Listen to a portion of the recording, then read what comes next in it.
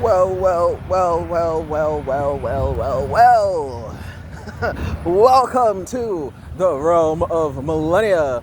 Be ye man, woman, child, spirit, creature, demon. Be ye a native, migrator, or even an invader into the land. Welcome. For I am your host, this Millenia Mailman here today. And I'll be world building for you long after you've already begun to acclimate and fit in. So go ahead, sit back, relax, and enjoy this Mailman Monday. I'm dying. Jesus.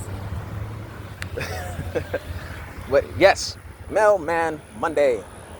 Delivering you the intel from the realm of Millenia and, of course, your loved and beloved Devil's Advocate. Right? So, the Devil's Advocate hot take for this week, week 9, is that what if here, psychopaths and schizophrenics aren't actually dumb or slow? What if psychopaths and schizophrenics are actually the biggest IQ, smartest, big-brained people and individuals you could ever find out there in the real world? And they are all big-brained like that inherently. What if the only real big issue with psychopaths and schizophrenics was that they probably just compartmentalize a bit too well for their own good? Right? That is the hot take question that the Devil's Advocate cares to share with you from the realm of Millenia into the real world. What if all of those deemed psychopaths and schizophrenics are just more intelligent than they are actually capable of functioning on that intelligence? Now, I'm not going to get too much into it because it is a mild-mannered Monday and I'm on a walk without my notes in front of me, but I'll talk on it and about it throughout this video so we have a general understanding and connection going through by the time we get to Monday.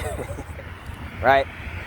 But yes, what if schizophrenics and psychopaths aren't dumb or slow? They're actually very big-brained, and they just are overly compartmentalized for their own good, which makes them act out in these manners. That is unacceptable and entirely reprehensible behavior, right? What if they're incredibly intelligent beyond their actual means of functioning on that intelligence, right?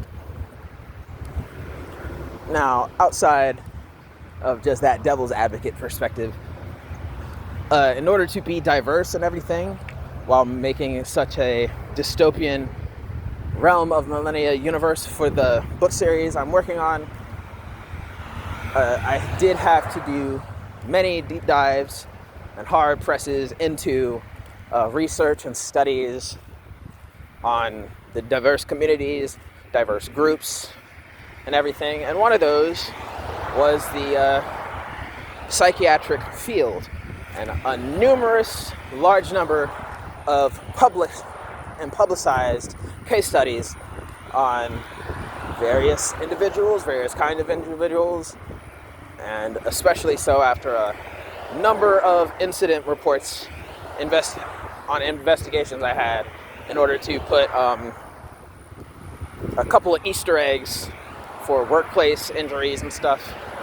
I did deep dives and searches through in order to make the scenarios and the scenes occurring in my novel and throughout the novel series accurate, to have this be a more realistic sci-fi fiction, right? So in order to make it as realistic and relatable and believable as possible, I did a large spectrum of psychiatric evaluation reports, studies, research, and documentations in order to develop the characters into being something worth reading while being as accurate as possible and potentially relatable as possible, so it would be as the characters and the character situations could be as accepted as humanly and inhumanly as possible, if that is making sense. There was a lot, an extreme lot that went into the time and energy for those particular deep dives, research, and studies, for the character developments I had expected or was expecting to put into the novel. And of course, the deeper I got into it, a lot more that I had to eventually end up changing for a lot of the characters, because they do or don't make sense. And in order to be as diverse as possible, so I could get that bigger, better experience put in, so I could lure in audiences and crowds of all levels and age ranges and professions. It took a lot, okay? And the psychiatric field was especially one that made me relatively and sincerely mad at certain points, trying to comprehend and wrap my brain around in order to be accurate and depict it properly. So that one strikes home, not in a literal sense or necessarily a figurative sense personally, but it strikes home in the fact that anytime you talk about psychopathy and psychiatric stuff, it took a relative toll on me, and mainly my patience, going into that level of understanding. I think a fly just hit my forehead. To understanding and being able to make proper character development on that. The psychopathy aspect and the psychiatric aspects. But that is, yes, a general question and hot take being displayed by the devil's advocate perspective for the week. And it irks my nerves, to say nothing else. Just going over this topic irks my nerves, right? But I guess I digress. So getting back to the point, what if psychopaths and schizophrenics are not actually dumb or slow? They're just too smart for their own good, right? What if they over-compartmentalize for their level of capability to function with the things they know and the mindsets they have? They are too incapable for the level of competence they have, right? Because we know about I think the general public understands a thing or two about psychopathy, the psychopathic, and all these psychiatric terms that evaluate people on a general, communal, and even social level, like the term narcissist that everyone knows and loves to use a little too often occasionally, where that tendency and so on and so forth. Everyone knows a thing or two about Paul Bundy, Dexter, especially with the franchise and the TV series and the movies about Dexter and Hannibal Lecter. Everyone knows a thing or two about the psychopaths and psychotic. So there could be a thing or two said about it. And the last thing is that anyone who knows someone that might be someone recognizes a general understanding of what exactly a functioning this and a dysfunctional that is. Like, I am a functioning alcoholic. I can drink and you would never know if I didn't admit it to you, right? I can go to work drunk as a skunk right off my butt and still work far better than the rest of y'all sober mofos. I am a functional... my brain's going into a fart right now because I don't have a notebook, but yeah, there's examples like Dexter, the serial killer Dexter, the serial killer... whatever.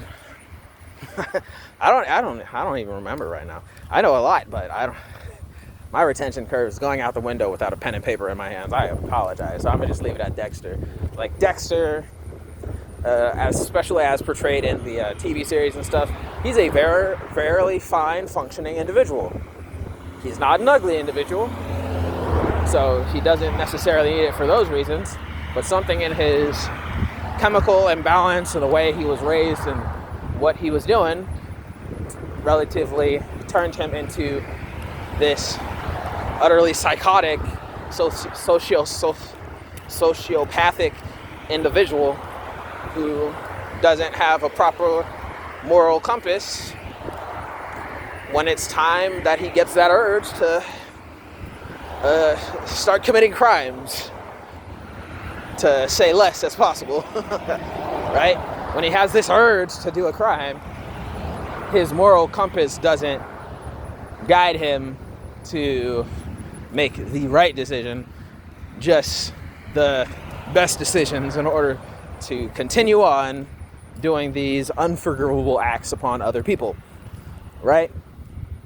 So he's a functioning individual, but has a dysfunctional mindset in that while he's plenty competent and capable and plenty aware and understanding what he's doing and how he's doing it and going about it, there's equally that level of dysfunctionality, because despite how smart and competent of an individual he is, his capability to properly, or at least socially, what would be socially deemed proper, and how he conducts himself in his private personal life, even no matter how well put together he is out in public, he is exceptionally considered and deemed to be unacceptable in his personal private life behaviors, right? So it's a lot,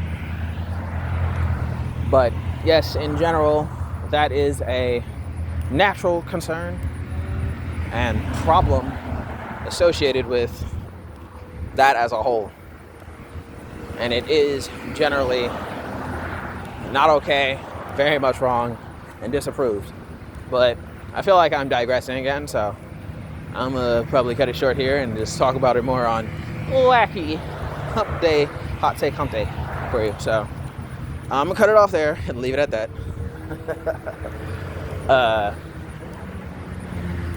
But yes, hey man, that's just me. You're a Millennium Mailman. That's the news and intel I had to share with you on this fine Millennium Mailman Monday. Kept it mild as possible. That's a nice little rev there. I can't see the model because I'm blind. That's a nice little motorcycle.